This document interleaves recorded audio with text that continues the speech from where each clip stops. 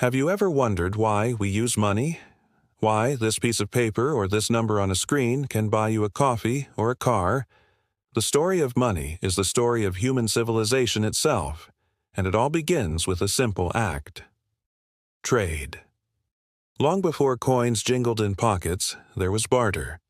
Imagine you're a farmer with a surplus of grain, but you need a new pair of shoes.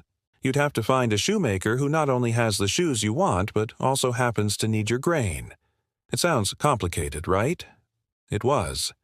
This system, known as the double coincidence of wants, was incredibly inefficient. What if the shoemaker didn't want grain? What if your grain spoiled before you could find a trading partner? Bartering was a headache. It limited trade, slowed down economic growth, and made it difficult to store wealth. You can't exactly save up a mountain of perishable bananas for your retirement.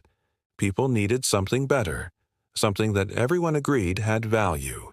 This led to the rise of commodity money. All sorts of things were used: salt, seashells, cattle, and, of course, grain. These items were more useful than simple barter because they had their own intrinsic value. Salt could preserve food, and cattle could work the fields. Grain was a staple food source for countless early civilizations. It was divisible, storable for a while, and universally desired. For a time, grain was the gold standard of its day. In ancient Mesopotamia, the cradle of civilization, massive temple complexes acted as the first banks. Farmers would deposit their grain harvests and receive clay tablets as receipts. These tablets were essentially the world's first banknotes.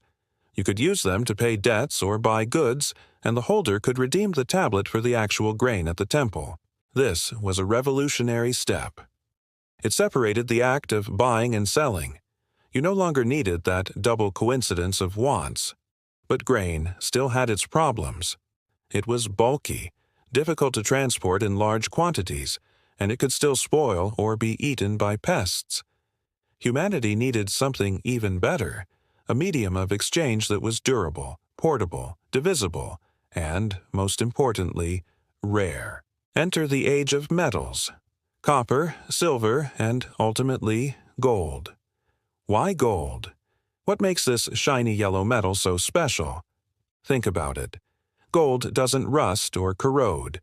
A piece of gold from a Roman shipwreck is just as brilliant today as it was 2,000 years ago. It's incredibly dense, meaning a small amount can hold a great deal of value, making it easy to carry. You can melt it down and divide it into smaller units, coins, bars, dust, without losing its essence. And, crucially, it's scarce. You can't just grow more gold in a field or pull it out of the ocean like seashells. Its rarity gives it a stable, predictable value. The Lydians in modern-day Turkey were the first to formalize this around 600 BC. They started minting the first standardized coins from a natural alloy of gold and silver called electrum.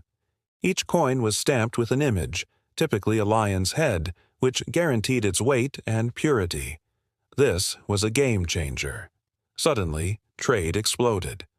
A merchant from Greece could sell his olive oil in Egypt and receive gold coins, which he could then use to buy spices in Persia. The value was universal. Gold transcended borders, languages, and cultures. It created a common language of commerce that connected the known world.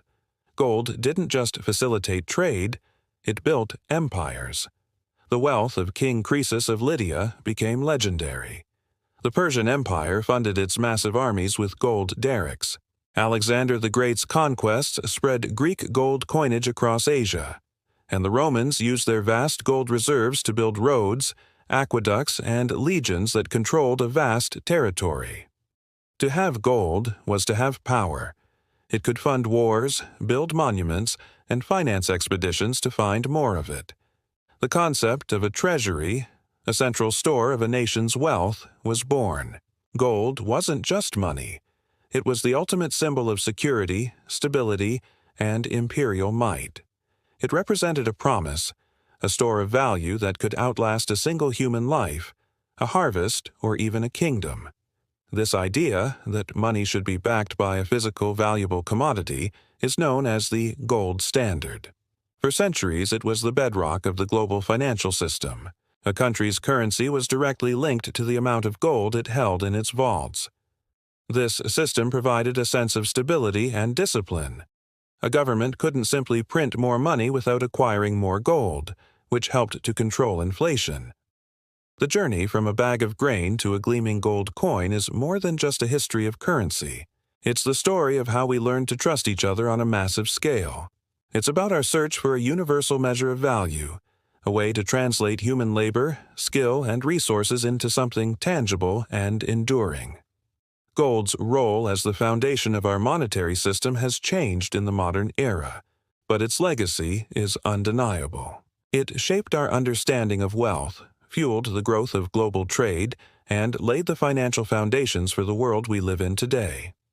The next time you pay for something, take a moment to think about that incredible journey, from a simple barter for grain to the abstract, complex world of finance. It all started with the search for something as pure, as durable, and as trusted as gold. Thank you so much for watching. If you found this journey through economic history interesting, don't forget to hit that like button, subscribe to the channel, and ring the bell so you don't miss our next episode. We'd love to hear your thoughts in the comments below. See you next time.